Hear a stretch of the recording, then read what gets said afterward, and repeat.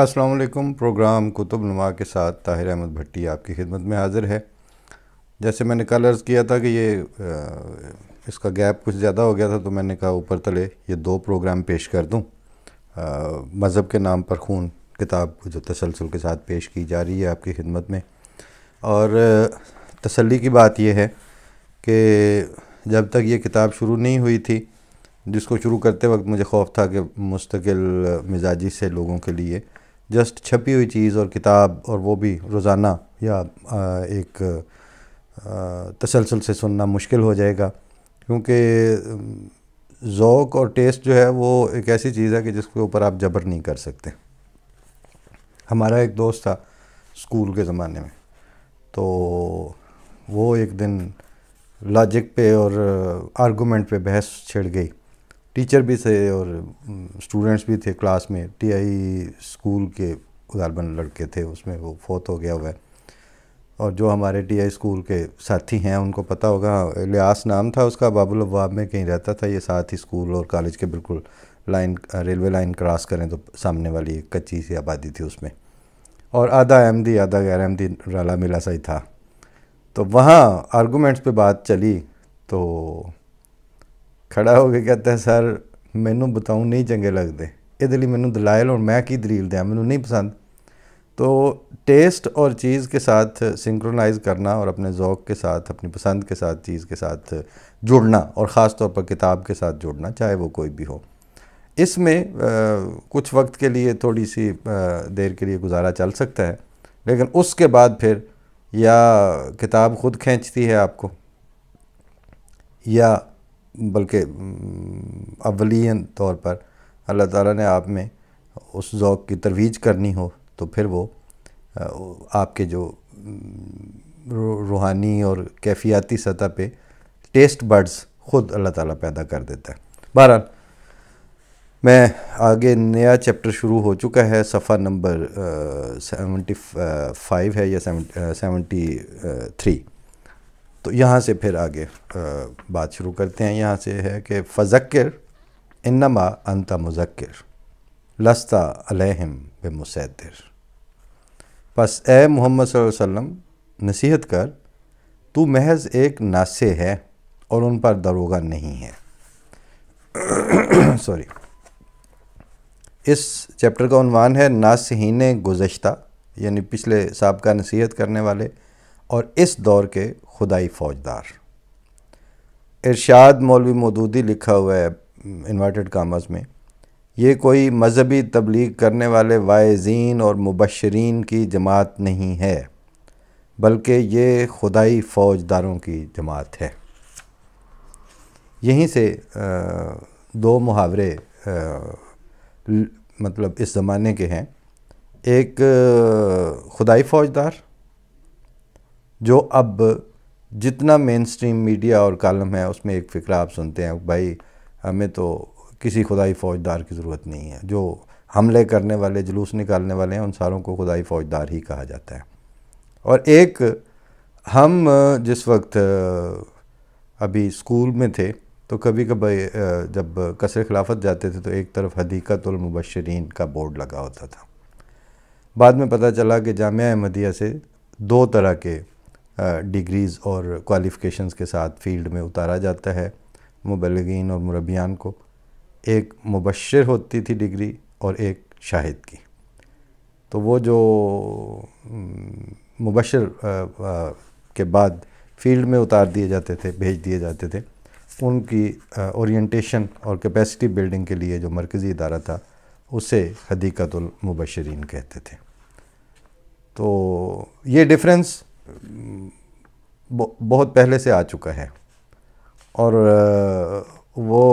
مبشرین والا جو گروہ ہے وہ اپنے انداز سے چل رہا ہے، اور یہ خدائی فوجداروں کی جماعت جو ہے، واعظین کی نہیں، خدائی فوجداروں کی، بقول مولانا مودودی، وہ اب طالبانائزیشن اور کٹھ ملائیت اور ایکسٹریمزم اور ریڈیکلائزیشن، یہ سارے نئے نئے انٹلیکچول نیمز ہیں جو آپ کو آرٹیکلز میں اور سوشو پولیٹیکل ڈسکشنز میں سننے کو مل رہے ہیں۔ یہ جتنے نام ہیں جب بھی آپ کہیں سنیں radicalisation, Talibanisation, extremist, Islamist, whatever, بے دھڑک ہو کر سمجھ جائیے کہ ان کی ماں اور ان کی بنیاد یہ مودودیت ہی ہے۔ جماعت اسلامی کا وہ ابتدائی تصور اور وہ بنیادی بانی جماعت اسلامی جن کا ہر چیز سے تعلق ہو سکتا ہے، لیکن انبیاء کے طرز عمل سے انہوں نے ثابت کیا کہ ہم وہ نہیں ہیں۔ ناصحین گزشتہ اور اس دور کے خدائی فوجداروں کی ایک جماعت، انسانی دستور کے مطابق ہر سچا عاشق اپنے محبوب کا چہرہ حسین دیکھتا ہے اور سچا غلام اپنے آقا کی طرف خوبیاں منسوب کرتا ہے۔ یہ رجحان انسانی فطرت میں اس شدت سے پایا جاتا ہے کہ بسا اوقات ایک عاشق کی آنکھ اپنے محبوب میں وہ حسن بھی دیکھنے لگتی ہے جس کا وہاں کوئی وجود نہیں ہوتا۔ عشق ہو تو سیاہ فام لیلا بھی حسین دکھائی دینے لگتی ہے اور لیلا کے کتے میں بھی حسن کے سوا کچھ نظر نہیں آتا۔ اس کے برعکس نفرت کی آنکھ سے ہر حسن اوجھل ہو جاتا ہے اور ہر عیب بڑا دکھائی دینے لگتا ہے۔ کسی عرب شاعر نے اسی مفہوم کو بڑی عمدگی سے ان الفاظ میں بیان کیا ہے کہ وَعَيْنُ الرِّضَا عَنْ كُلِّ عَيْبٍ قَلِيلَةٌ كَمَا أَنَّ عَيْنَ السُّخْطِ تُبْدِي الْمُسَاوِيَةَ۔ رضامندی کی آنکھ ہر عیب کو دیکھنے سے عاجز ہوتی ہے، اسی طرح جیسے ناراضگی کی آنکھ برائیوں کو بڑا کر کے دکھاتی ہے۔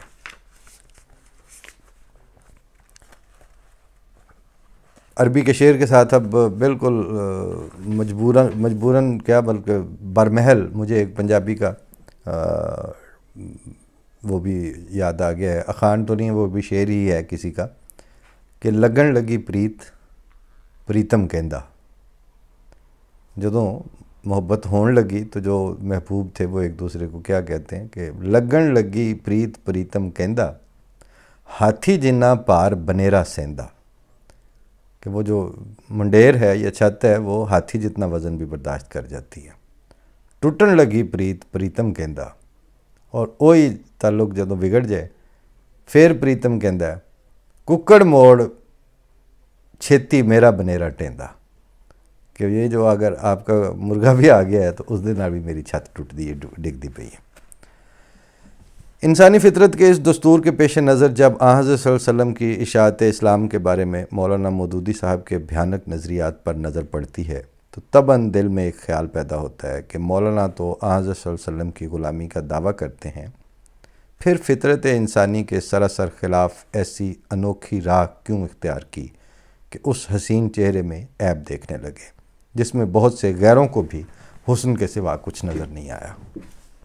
اس الجھن کے تین ہی حل میری سمجھ میں آتے ہیں۔ حضرت مرزا طاہر احمد صاحب فرماتے ہیں کہ اس الجھن کے تین ہی حل ہیں جو میری سمجھ میں آتے ہیں۔ نمبر 1، اول یہ کہ یہ غلامی کے سب دعوے غلط ہوں اور حقیقتاً مولانا کو حضرت صلی اللہ علیہ وسلم سے دور کا بھی تعلق نہ ہو۔ گزشتہ باب میں جو کچھ گزر چکا ہے اگر اسے دیکھ کر کوئی دوست یہ نتیجہ بھی اخذ کر لیں تو بے جا نہ ہوگا، مگر میں سمجھتا ہوں اتنی دور جانے کی ضرورت نہیں۔ کسی بھی مسلمان کہلانے والے پر رسول اللہ صلی اللہ علیہ وآلہ وسلم کی عمدن دشمنی کا الزام ایک بہت ہی سنگین الزام ہے، اور خواہ کیسے ہی قرائن موجود کیوں نہ ہوں، کم از کم میری طبیعت کسی دشمن پر بھی یہ الزام لگانے کے لیے تیار نہیں ہے۔ میں خود اس مظلوم فرقے سے تعلق رکھتا ہوں جس کے قلوب میں اگرچہ اس محبوب ترین نبی کے لیے اتھا اور بے پناہ محبت کے سوا کچھ نہیں، مگر پھر بھی ظالموں کی طرف سے اس پر حضرت صلی اللہ علیہ وسلم کی دشمنی کا الزام لگایا جاتا ہے۔ اس لیے میں یہ جانتے ہوئے کہ اس الزام کا زخم کتنا گہرا اور دردناک ہوتا ہے، مودودی صاحب پر یہ الزام لگانے سے اجتناب کرتا ہوں۔ دوسرا حل یہ ہو سکتا ہے کہ مودودی صاحب کی نظر عیب و ہنر کے ادراک کے قابل ہی نہ ہو، اور جس طرح بعض لوگ کلر بلائنڈ ہوتے ہیں اور بعض رنگوں میں تمیز نہیں کر سکتے، مودودی صاحب بھی اخلاق کے حسن و قبح میں تمیز کرنے کی اہلیت نہ رکھتے ہوں۔ یہ امر کرین قیاس ہے، بلکہ عین ممکن ہے کہ جہاں تک اخلاقی قدروں کا تعلق ہے مولانا کی قوت ممیزہ میں نقص ہو، مگر میں سمجھتا ہوں کہ دراصل ان کی اس انوکھی طرز عمل کا راز مندرجہ ذیل تیسرے امکانی حل میں مضمر ہے۔ سوئم، اردو میں ایک محاورہ ہے دھن سوار ہونا، جسے انگریزی میں obsession کہتے ہیں، یعنی دل و دماغ پر ایک خیال کا ایسا چھا جانا کہ دائیں بائیں آگے پیچھے کی ہوش ہی نہ رہے۔ انسانی نظر و فکر کی یہ ایک انتہائی مہلک بیماری ہے جو تپ دق کی طرح اس کی صلاحیتوں کو کھوکھلا کر دیتی ہے اور اپنے ساتھ اور بہت سی نظری بیماریاں لے آتی ہے۔ بدقسمتی سے مودودی صاحب بھی اسی مرض کا شکار ہو چکے ہیں، اور دھن ان پر یہ سوار ہے کہ خلق خدا کی گردنیں اپنے ہاتھ میں لے کر ڈنڈے کے زور سے اصلاح خلق کے وہ کام کر دکھائیں کہ جو ان سے پہلے کبھی کسی راست باز نبی سے بھی سر انجام نہیں پائے۔ یہی وہ دھن ہے جس کے نتیجے میں وہ ٹھوکر پر ٹھوکر کھاتے ہیں، اور دھند کی طرح یہ ان کی راہ میں حائل ہو کر انہیں وادی وادی بھٹکاتی پھرتی ہے، بلکہ بسا اوقات ہلاکت کی ان راہوں تک جا پہنچاتی ہے جن پر آدم سے لے کر آج تک دشمنان حق ہمیشہ چلتے رہے ہیں۔ اسی دھن کے زیر اثر کبھی تو وہ قتل مرتد کے عقیدے کے قائل ہو کر ان ازلی ابدی ظالموں کے مسلک کی تائید کرتے ہیں جنہوں نے انبیاء علیہم السلام اور ان کی جماعتوں کی محض اس لیے مخالفت کی تھی کہ وہ اپنے پہلے دین سے پھر چکے تھے، اور کبھی وہ حضرت صلی اللہ علیہ وسلم کے ہاتھ میں تلوار پکڑا کر اشاعت اسلام کو نعوذ باللہ اسی تلوار کا مرہون منت قرار دیتے ہیں۔ اور چونکہ تلوار کی ضرورت نصیحت کی افادیت کو باطل ثابت کرتی ہے، یا یوں کہیے کہ اگر نصیحت کی افادیت کو تسلیم کر لیا جائے تو تلوار کی ضرورت باقی نہیں رہتی، اس لیے مودودی صاحب تلوار باقی رکھنے کے لیے نصیحت کی افادیت سے انکار کرنے پر مجبور ہیں۔ یہ ہے جو وچلی گل۔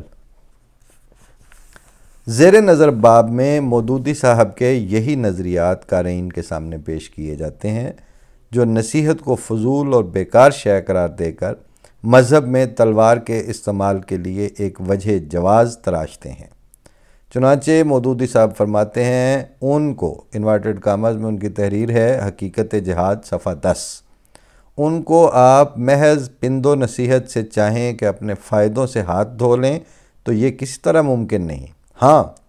اقتدار ہاتھ میں لے کر آپ بجبر ان کی شرارتوں کا خاتمہ کر دیں، یعنی جو مسلمان نہیں ہیں۔ بظاہر یہ اصلاح کا ایک نہایت کارآمد طریق نظر آتا ہے، خصوصاً پند و نصیحت کے دشوار گزار رستوں کے مقابل پر اس طریق کی آسانی اپنے اندر ایک کونا کشش رکھتی ہے۔ کہاں تو اصلاح خلق کی خاطر درویشانہ نصیحت کرتے ہوئے در بدر کی ٹھوکریں کھانا اور ہر در سے دھتکارے جانا، مگر پھر بھی ایک ایسے دیوانے عاشق کی طرح بے مثال صبر اور ہمت کے ساتھ اپنے مسلک پر قائم رہنا، جس کا نعرہ ہر آزمائش کے وقت یہی ہوتا ہے کہ یہ تو نے کیا کہا نہ سے نہ جانا کوئے جانا میں، ہمیں تو راہ رووں کی ٹھوکریں کھانا مگر جانا۔ اب پھر آج کچھ دن ہی ایسا ہے کہ جو شعر آتا ہے تو اس کے ساتھ پنجابی کی بات بھی آ جاتی ہے۔ وہ اوپر جو بیان فرمایا ہے نا انہوں کہ درویشانہ نصیحت کرتے ہوئے در بدر کی ٹھوکریں کھانا اور ہر در سے دھتکارے جانا، تو پنجابی میں کہتے ہیں کہ اوکھی رمز فقیری والی چڑھ سولی تے بہنا، اوکھی رمز فقیری والی چڑھ سولی تے بہنا تے در در دے ٹکڑے منگنے تے مائیے پینے کہنا۔ وہ دروازے پہ جا کے جو صدا لگاتے ہیں کہ در در دے ٹکڑے منگنے تے مائیے پینے کہنا۔ اب کہاں تلوار کے زور سے آنے واحد میں جوک در جوک لوگوں کو سالے مسلمان بنا دینا۔ اول ذکر طریق کی مشکلات کو مؤخر ذکر طریق کی آسانی کے ساتھ بھی کوئی نسبت ہے؟ طریق اول یعنی نصیحت اختیار کر کے کوئی جانتے بوجھتے ہوئے کیوں وہ کٹھن راہیں اختیار کرے جن پر قدم مارنے کا نتیجہ سوائے اس ذلت اور رسوائی کے کچھ نہیں ہوتا جو اس سے پہلے ناصحین کے نصیحت کرنے والوں کے دکھتے نصیبوں میں لکھی جاتی رہی ہے، اور جس کا ذکر قرآن کریم ان الفاظ میں بیان فرماتا ہے کہ ان الذین اجرموا کانوا من الذین آمنوا یضحکون وَإِذَا مَرُّوا بِهِمْ یتغامزون۔ وَإِذَا انقلبوا إِلَىٰ أَهْلِهِمْ انقلبوا فَاكِهِينَ وَإِذَا رَأَوْهُمْ قَالُوا إِنَّ هَؤُلَاءِ لَضَالُّونَ وَمَا أُرْسِلُوا عَلَيْهِمْ حَافِظِينَ۔ المطففین آیت 30-34۔ ترجمہ، یعنی مجرم لوگ مومنین سے تمسخر کیا کرتے تھے، اور جب ان کے پاس سے گزرتے تھے تو تحقیر آمیز اشارے کرتے تھے، اور اپنے اہل و عیال کی طرف اتراتے ہوئے لوٹتے، اور جب ان کو دیکھتے تو کہتے تھے یقیناً یہی لوگ ہیں جو پکے گمراہ ہیں، حالانکہ وہ ان پر داروغہ مقرر نہیں کیے گئے تھے۔ بات پھر تفصیل زیادہ لمبی ہوتی جا رہی ہے، تو میں اس کو یہاں پہ ختم کرتا ہوں تاکہ سننا آپ کے لیے اور سن کے ساتھ رہنا آسان ہو۔ گزارش آخر پر یہی ہے کہ وہ عباس تابش نے کہا ہے کہ پانی آنکھ میں بھر کر لایا جا سکتا ہے، پانی آنکھ میں بھر کر لایا جا سکتا ہے، اب بھی جلتا شہر بچایا جا سکتا ہے۔ یہ کلیہ تھا کہ آپ رقت اور گداز اور درد دل والی کیفیات کی طرف واپس آ جاتے، اور کٹھ ملائیت، متشدد رویے اور جبر سے گردنیں مارنا اور اقتدار اور طاقت کے بل بوتے پر لوگوں کی جسم فتح کرنے، ان کی روح اور ان کے دماغوں پر تسلط نہیں ہوتا ان کو۔ اب مسئلہ یہ ہے کہ جو شارٹ سائٹڈنیس اور کم نظری کے بیماری میں مبتلا ہوتے ہیں، انہیں نبیوں والی دور مار نظر اور نبیوں والی اور نبی کی جماعتوں والی نبیوں کی جماعتوں اور ان کے ماننے والوں کی فراست اور حوصلہ اور صبر اور تحمل اور برداشت نہیں دیے گئے ہوتے۔ نتیجتاً طاقت کے بلبوتے پر اور طاقت ہی کی پرستش کرتے کرتے وہ زندگی گزار دیتے ہیں، لیکن یہ نہیں جانتے کہ پاور اور طاقت ایک الگ چیز ہے، اسٹرینگتھ ایک اور چیز ہے۔ اسٹرینگتھ سے اب یہ آ رہی ہے،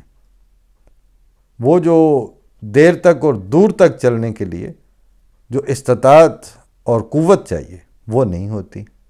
پاور اور اختیار اسی کے وہ بھوکے ہیں، اور اسی سراب اور اسی جہنم کی پیروی کرتے کرتے اس وقت تک نہیں رکتے جب تک اپنے ساتھیوں اور اپنے پیروکاروں کو اس جہنم میں جھونک نہیں دیتے۔ افغانستان جھونکا جا چکا ہے، اور آپ اس کو سن رہے ہیں اور دیکھ رہے ہیں، اور مذہب کے نام پر جھونکا گیا ہے۔ یہ تیار بیٹھے ہیں، ہر جھوٹ بولتے ہیں، ہر بے ایمانی اور ہر مذہب کے ساتھ کھلواڑ کرتے کرتے وہ جو سپریمیسی آف ملائیت ہے، سنیزم بھی اب تو اسے نہیں کہیں گے، پاکستانی ملائیت کی انکویسچنیبل سپریمیسی چاہتے ہیں، وہ ان کو نہیں ملنی۔ بندے کے اب کیا کہوں، انسان کی جو اولادیں اور نسلیں ہیں، ان کے انداز اور اطوار اختیار کر کے قوم تعمیر کرنے کی طرف چل پڑتے، دیر لگتی، آہستہ آہستہ چلتے، کچھوے کی چال سے بھی چلتے تو کہیں پہنچ جاتے۔ بگ ٹوٹ بھاگ رہے ہیں، جہنم کے ساتھ بھاگ رہے ہیں، جہنم کی طرف بھاگ رہے ہیں، آگ اگلتے ہوئے بھاگ رہے ہیں، آگ چھوڑتے ہوئے بھاگ رہے ہیں، اور آگ لگاتے ہوئے آگے جا رہے ہیں۔ اس کے باوجود بھی اگر ان کو اپنے ہونے کا یقین ہو، ویسے ان کی حرکتیں بتاتی ہیں کہ ان کو نہیں ہے، لیکن ہمیں ان کے ہونے کا یقین ہے، لیکن ایک مسخ شدہ خاکستر کے طور پر ہم آپ کو دیکھ رہے ہیں، کیونکہ آگ کے پیٹ سے پھول اور گلزار اور لہلہاتی فصلیں اور ترقی کرتی ہوئی نسلیں نہ پہلے کبھی پیدا ہوئیں نہ آج ہوں گی۔ فی امان اللہ، اگلے پروگرام میں پھر ملاقات ہوتی ہے۔ السلام علیکم ورحمۃ اللہ۔